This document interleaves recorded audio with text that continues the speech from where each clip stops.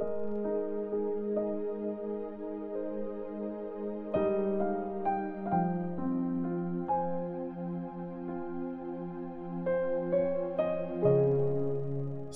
Corinthians chapter 12.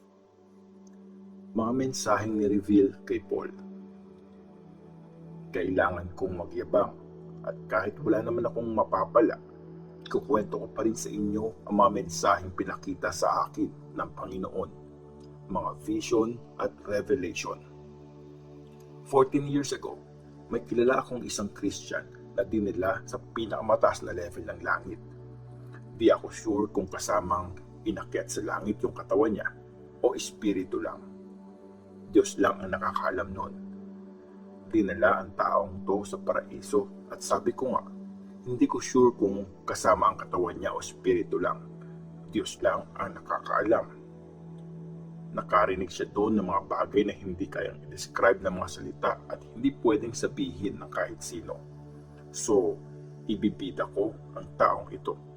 Pero hindi ko ibibida ang sarili ko, except yung mga kahinaan ko. Well, kung gusto ko mang magyabang, hindi ako magmumukhang baliw kasi totoo ang sasabihin ko. Pero hindi na lang ako magyayabang. Ayoko kasing maging mas mataas ang tingin niyo sa akin kaysa kung ano ang nakikita at naririnig niyo sa akin ngayon. At para di lumaki ang ulo ko sa yabang, dahil sa mga revelations na nakita ko, binigyan ako ng pahirap sa katawan. Nagsisilbi itong messenger ni Satan para pahirapan ako at pigilan ako magyabang. 3 beses kong pinag-pray sa Panginoon na alisin niya sa akin ito. Pero ito ang sagot niya. Sapat na sa iyo ang sobrang kabaitan ko kasi kitang-kita ang kapangyarihan ko pag mahina ka. Kaya mas masaya ako ngayon na ipagyabang na mahina ako para maramdaman ko ang kapangyarihan ni Christ sa akin. Okay na sa akin kahit maging mahina ako, insultuhin, magkaroon ng mga problema, pahirapan ng iba, at makaranas ng iba't ibang klaseng hirap alang-alang kay Christ. Kasi kung kailan ako mahina, dun ako malakas. Ang concern ni Paul para sa mga Corinthians. Para na akong baliw, pero kayo ang dahilan kaya ako nagkaganito. Kayo sana ang dapat na pumupuri sa akin. Kasi kahit na wala akong kwenta, hindi naman ako daig ng mga super apostles na yan.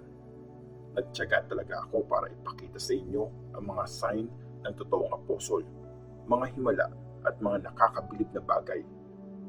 Kailan ba kayo nalugi sa ibang mga churches? Nalugi lang kayo nung hindi ko kayo hiningan ng tulong. Sorry kung naging unfair ako. Pangatlong beses na to na ready akong pumunta sa inyo at hindi ako magiging pabigat kasi pupunta ako dyan dahil sa inyo, hindi dahil sa anong meron kayo. Hindi naman kasi mga anak ang magpo-provide sa mga magulang nila, kundi mga magulang para sa mga anak nila. Matutuwa akong ibigay lahat ng meron ako at pati ang mismong buhay ko para sa inyo.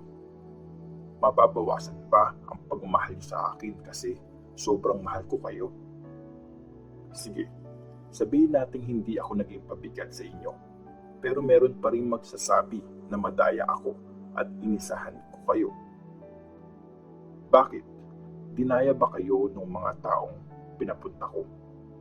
Nakiusap ako kay Titus na pumunta dyan at pinasama ko sa kanya yung isang kapatid. Hindi naman kayo dinaya ni Titus, di ba? Pareho lang ang motibo namin at kung paano kami kumilos. Iniisip niyo ba na all this time, pinagtatanggol lang namin ang mga sarili namin sa inyo? Hindi ganon. Nakikita ng Diyos na sinasabi namin kung anong gusto ni Christ na sabihin namin.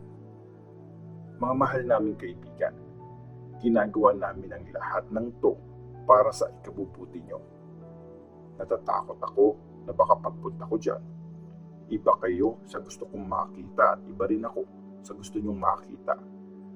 Natatakot ako na makita ko kayong nag-aaway, nag-iinggitan, mainitin ang ulo, makasarili, naninira, nagchichismisan, mayayabang at magugulo.